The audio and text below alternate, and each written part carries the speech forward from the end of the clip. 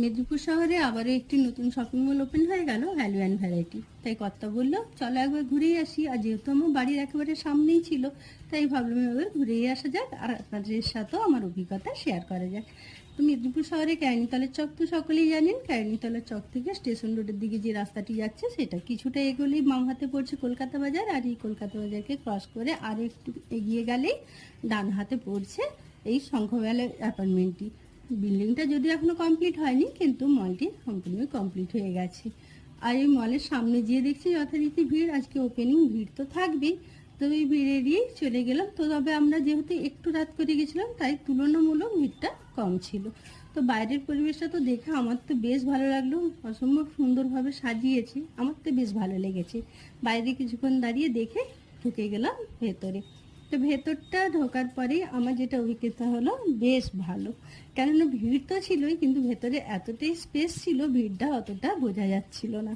আর অনেক কালেকশন, মানে এত বেশি কালেকশন ছিল, যেমন ভ্যারাইটি যেটা নাম দেওয়া হয়েছে, সত্যি প্রচুর ভ্যারাইটি রয়েছে। টি শার্টের ভ্যারাইটি, বিভিন্ন রকমের স্ট্রাইপের উপরে সিঙ্গেল কালার প্রিন্টের সমস্ত রকম টি শার্ট তো ছিলই, তার সাথে শার্টের কালেকশনও প্রচুর ছিল। ক্যাজুয়াল থেকে ফর্মাল সমস্ত রকমের টি শার্ট শার্ট ছিল। আর শার্টসের কাপড়গুলো বেশ ভালো ছিল। আমার কর্তা তার থাকতে পারলো না, বাবার জন্য একটা শার্ট পছন্দ করেই নিল।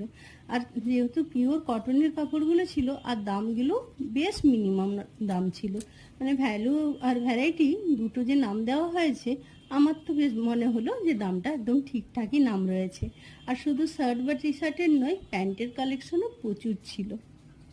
যেমন জিন্স বা কটন প্যান্ট ছিল, তেমনই ছিল ট্রাউজার, হাফ প্যান্ট, সমস্ত কালেকশন। তো নিচে এখানটায় একতলার যে ফ্লোরটা ছিল পুরোটাই ছিল মেন্স ওয়্যার, আর সেকেন্ড ফ্লোর ছিল ladies wear and kids wire.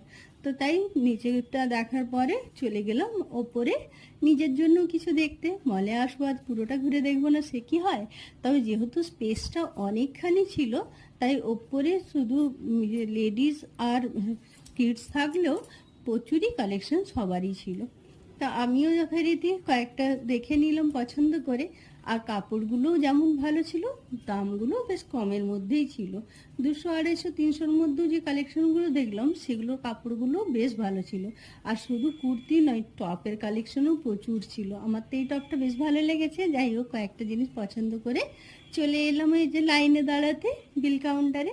আমার তো বেশ মলটার অভিজ্ঞতা বেশ ভালো লেগেছে। আপনাদের আমার ভিডিওটা কেমন লাগলো অবশ্যই কমেন্ট করে জানাবেন, আর আপনারাও একবার ভিজিট করে দেখতে পারেন, ভালো